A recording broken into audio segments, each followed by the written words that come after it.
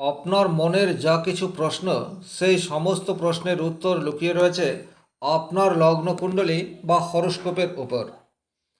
নমস্কার, আরও একটি নতুন ভিডিওয় আপনাদের স্বাগত জানাই। আমি শ্রী বিশ্বজিৎ। আজ আমার আলোচনার বিষয় দশম ভাব বা 10th হাউস।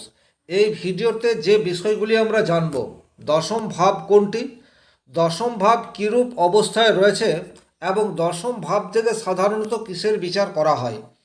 এই ভিডিওটি দেখতে আপনার ভালো লাগবে না, তার কারণ অ্যাস্ট্রোলজি কখনোই এন্টারটেনমেন্টের জন্য নয়। অ্যাস্ট্রোলজির প্রকৃত উদ্দেশ্য রয়েছে আপনি জ্যোতিষের সাহায্যে আগামী দিনে কি ঘটতে চলেছে সেটি আগাম জানতে পারবেন। আর যখন আপনি আগামী দিনের কথা আগে থেকেই জানতে পারবেন, তখন নিজের মতো করে ব্যবস্থা নিতে পারবেন। ফিউচার প্ল্যানিং ইউটিউব চ্যানেলটির একমাত্র উদ্দেশ্য রয়েছে আপনাদের ভবিষ্যৎ পরিকল্পনাকে জ্যোতিষের মাধ্যমে সুরক্ষিত করা।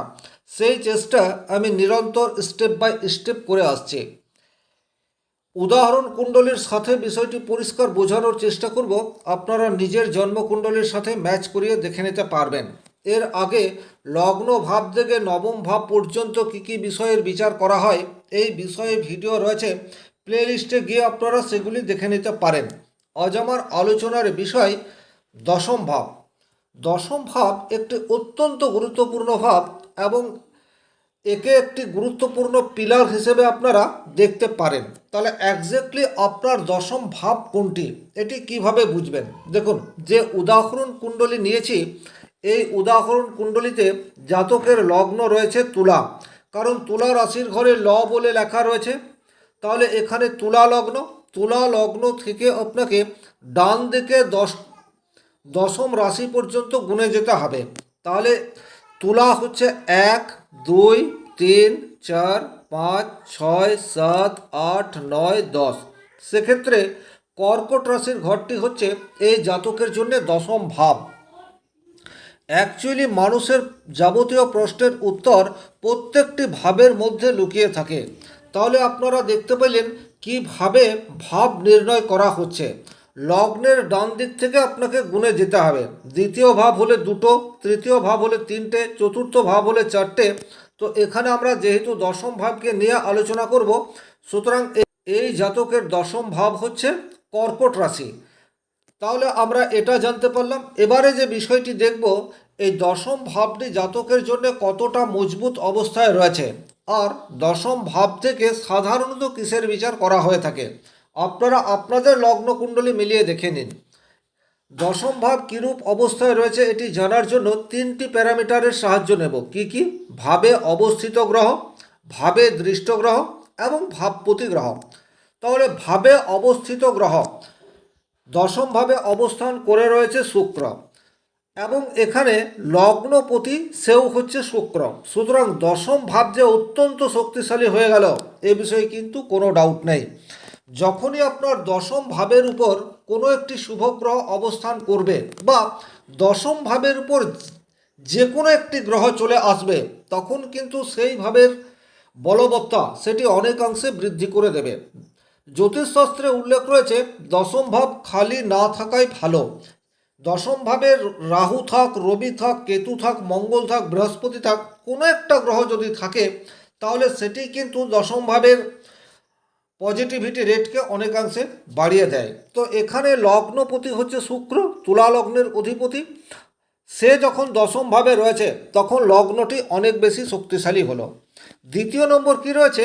ভাবে দৃষ্ট গ্রহ, অর্থাৎ কোনো গ্রহ এই ভাবটিকে দেখছে কিনা। এখানে দেখুন, কর্কট রাশির অধিপতি গ্রহ হচ্ছে চন্দ্র। সেই চন্দ্র রয়েছে মকর রাশিতে এবং তার সপ্তম দৃষ্টি দশম ভাবের উপর পড়ছে এবং লগ্নপতির উপরও পড়ছে।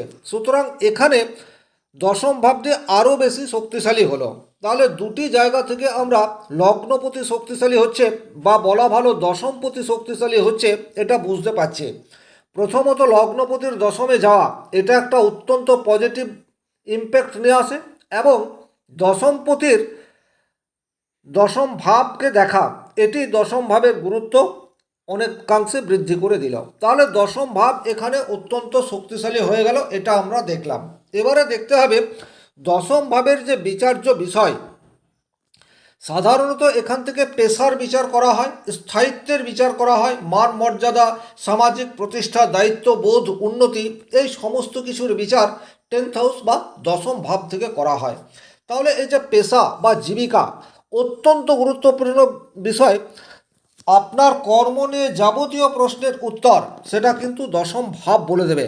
আপনি চাকরি করবেন কি করবেন না, আদৌ কোন সময়ে আপনি চাকরি পেতে পারেন, চাকরির স্থায়িত্ব কাল কতদিন হবে, চাকরি সেটা কি আপনার পার্মানেন্ট হবে নাকি চাকরি ক্ষণস্থায়ী হবে, এই সমস্ত প্রশ্নের উত্তর সেটি কিন্তু দশম ভাব থেকেই দেখা হয়।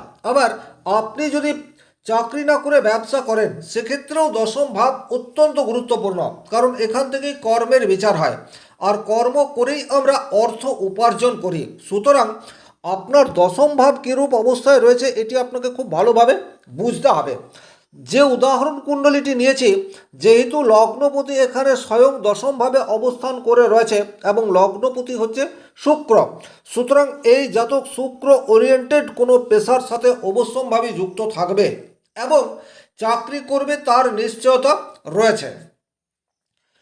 দশমভাবে লগ্নপতির অবস্থান হয়ে থাকলে চাকরি ক্ষেত্রে বা পেশার ক্ষেত্রে স্থায়িত্ব এই বিষয়টিও কিন্তু চলে আসে। এই জায়গাটা কিন্তু খুব ভালোভাবে বুঝবেন।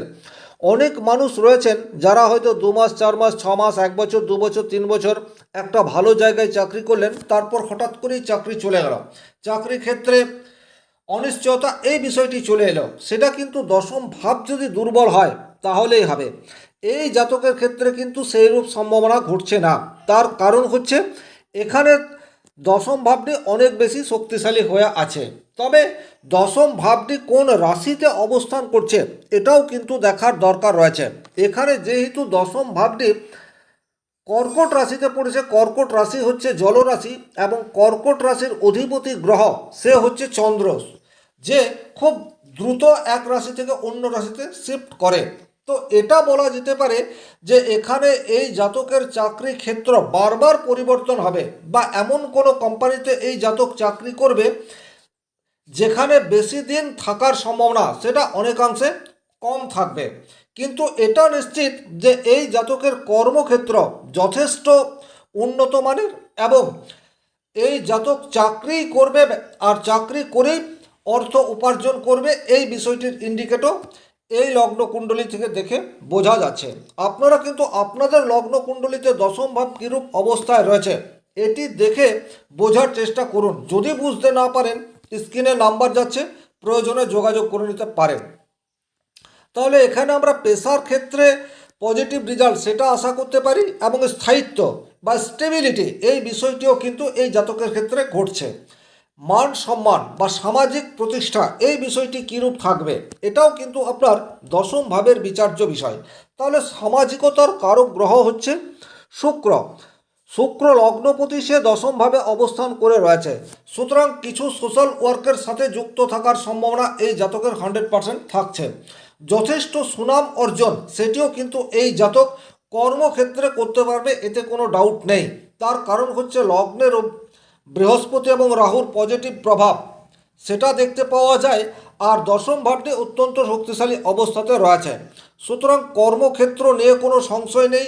সামাজিক দিক দিয়ে জাতক যথেষ্ট মান সম্মান অর্জন করতে পারবে তার ইন্ডিকেট রয়েছে।